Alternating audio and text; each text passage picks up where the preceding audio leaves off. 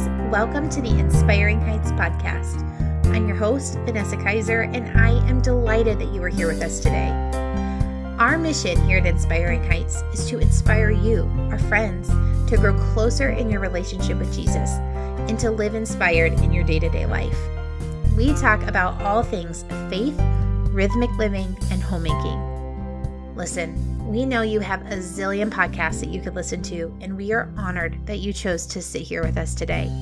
With that, let's get right to it. This time of year is one of my favorites. It feels like a warm hug, a deep breath, a cozy sweater. I love it so much. And actually, generally by this time in the year, I'm like full on Christmas mode. And I'll be honest, I am definitely listening to Christmas music, but my heart has been like, oh, I don't want it to snow yet. I'm not quite ready. I'm just really enjoying this fall. I'm so enjoying it. But don't worry. Come October 31st, we will be in full Christmas mode in the Kaiser household. I thought it would be fun today to just kind of talk through 10 hacks as we move deeper into the fall and we start to hold the tension of being present in this season, but also anticipating the holiday season and what it looks like to kind of live in those spaces. So 10 hacks for moving intentionally deeper into the fall. First, enjoy the moments. Enjoy the moments. There are so many great adventures this time of year. Leaf peeping and pumpkin patches and corn mazes and fire pits. And part of living intentional in this season is to be really, really present in those really small moments. Even if we miss leaf peeping or it's over for the season where you live, we can still relish in the golden tones of the leaves that are falling from the trees on our way to the office. We can enjoy the warmth of a cozy sweater that we wrap up in while we drink our morning coffee on a cool, rainy Saturday morning. Make it a habit to slow down enough to see the moment that you're in and relish in it. Number 2, do a brain dump. Part of what takes up brain space this time of year is thinking about all the things that are happening right now and then in the future. There's like the October stuff, like picking pumpkins and making dog costumes and picking out candy for October 31st. And then there's the November stuff, like planning locations and meals for Thanksgiving and mapping out Black Friday shopping and ordering Christmas cards. And then there's Christmas. Christmas parties, Christmas presents, Christmas dinners. And those are just some of the like super obvious things. But there's so much more that fills in the hours between now and the end of the year. And I am sure this happens in our friends that are men, but it is particularly true of women. Our minds go 100 miles an hour like so much of the time. Right? We're doing the dishes and suddenly we're like, I wonder where we're going to get the ham for Christmas dinner. And I should really not forget to pick up the coffee that my grandma loves so that I can make sure that she gets to enjoy that this season. Keeping those things in our mind causes stress. And if we get them out of our brains and down on paper, we can really start to organize our thoughts. I like to think of our brains this year kind of like a tote bag. So I love tote bags. The bigger, the better. And my tote bags are generally about 3/4 full, right? They just make great purses and you can carry a lot of stuff around. But this time of year, as like all the things start to come into our brains and we're thinking about Christmas presents and Thanksgiving meals and dog costumes, as those things start to pile in our brain, it's sort of like taking that 3/4 full tote bag to the grocery store and trying to put all of your groceries into it. And like apples and cans of soup start falling over the edges because that bag was already 3/4 full, right? The same thing happens with our brains. So if we get it down on paper, we can start taking things out of the tote bag and then we can start organizing. So that leads me to my 3rd hack. Make a list, or maybe 5, right?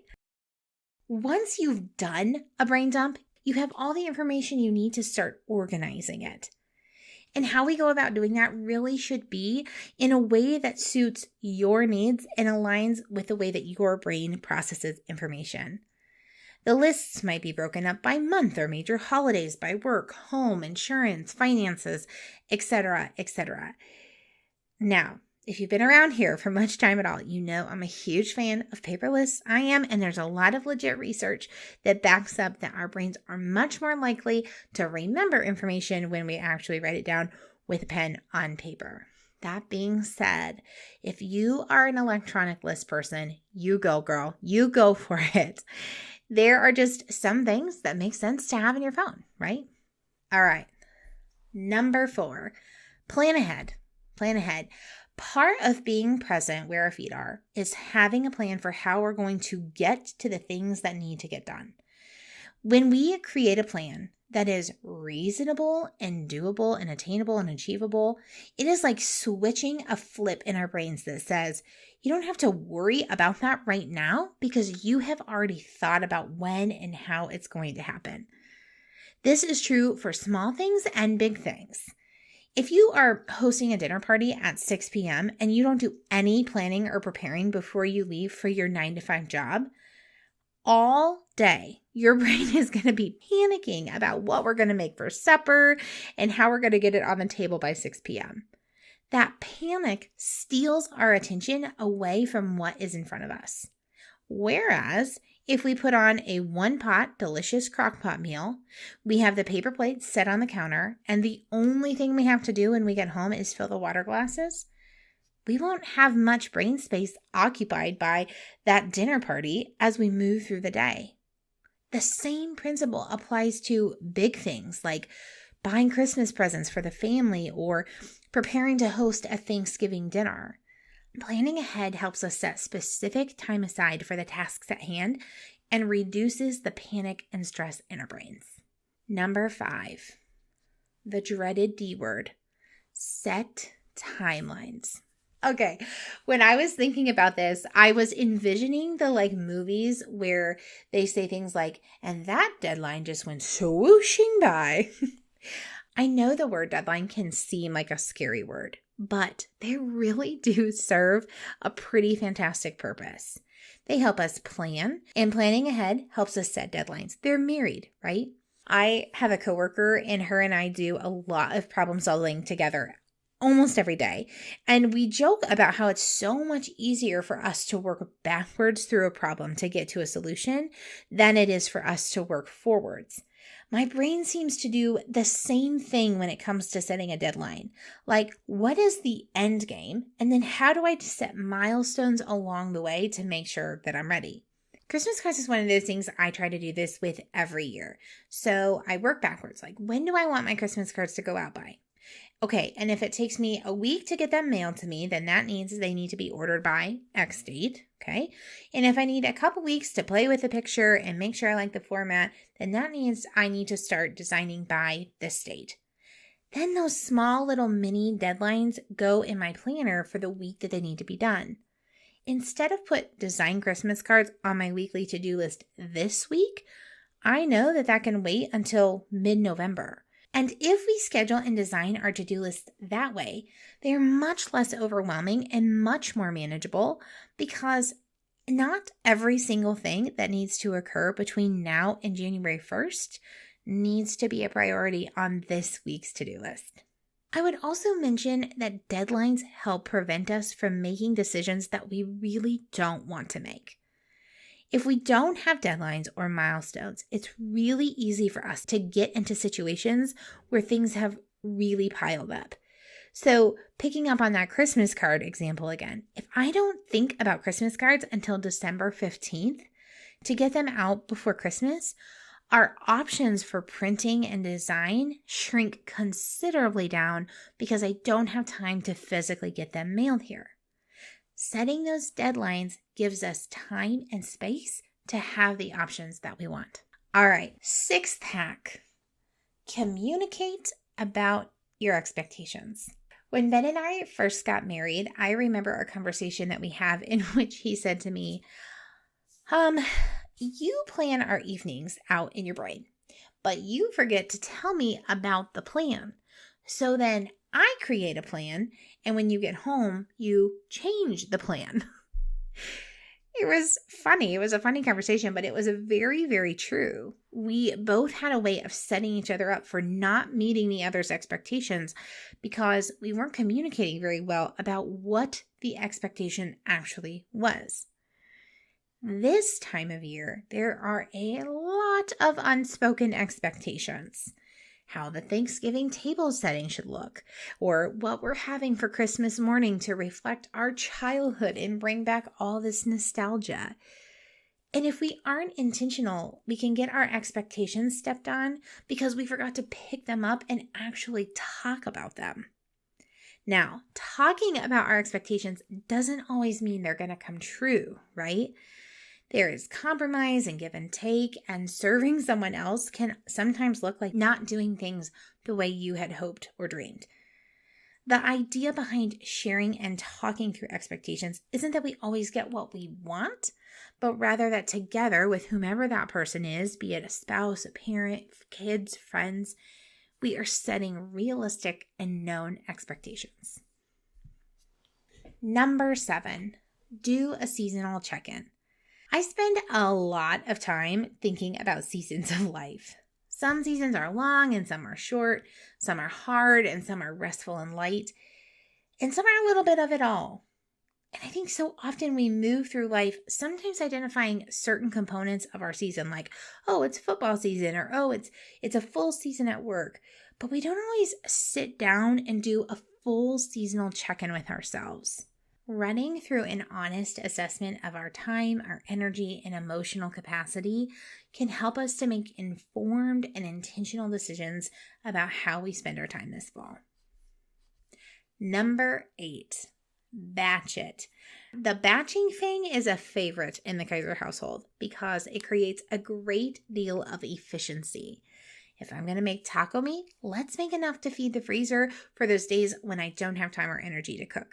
If I'm going to go Christmas wreath shopping, then I should do an inventory of my Christmas decorations so that I can identify what I need from Hobby Lobby so I only have to go once. Let's be honest, I want to go to Hobby Lobby all the time, so maybe that's a bad example, but you get my point. When we create our lists from our brain dumps, we can highlight those things that we can batch. We can sense them, right? Like, oh, I need to go shopping for this. What else do we get from that store? Oh, I need to create this or make this. What else can I do while I'm doing these things that help to set me up for success in the future? When we strengthen our batching muscle, we will begin to see those things that can be batched as we move through our weeks. Some ways to start growing that muscle is to spend 5-10 minutes at the start of every week looking at your to-do list and your meal plan. Those are 2 really easy ways to intentionally consider where you can start batching tasks for higher efficiency and less stress. Number 9, create small bursts of focus. This is really just an extension of the brain dump. It's taking those tasks that we listed and moving them into pockets of action. You know the saying, you eat an elephant one bite at a time? If we are willing to carve out small windows of intentional time to focus our energy and our brain power on one specific task, be it small or large, we will start to see those to-dos become checked boxes. Sometimes things seem fun in our head, in our hearts, but they actually become dreaded tasks, not because the task itself isn't enjoyable, but because it requires time and focus we feel like we're lacking. So often we're looking at our calendars for hours of time to complete tasks at hand, and looking for those hour blocks drives the sense of overwhelm, which then leads to that feeling of dread. But if we'll just step back and say, I'm going to commit 15 minutes to focus on whatever the task at hand is, I think we'll be surprised how much we can get done in that amount of time. And most all of us can find 15 minutes in our days. And number 10, rest. One of my favorite things about fall is the whole world around us, from the shorter days to the falling leaves, is physically reminding us that the season of rest is upon us. And it's funny because for so many, fall is a time where things actually ramp up and our schedules start to become full. And as we approach the holiday season, that sort of fullness tends to sustain in our schedules. My encouragement to you is to be disciplined in making time for rest. God designed our bodies and our brains for rhythmic rest. We are so much better able to live fully awake and fully present lives when we make time for rest. Friends, I hope you have an amazing fall season, and I hope these hacks are just simple little ways that can help you to live present and inspired where your feet are. Before I go, I want to take just a moment to tell you what's been inspiring me this week.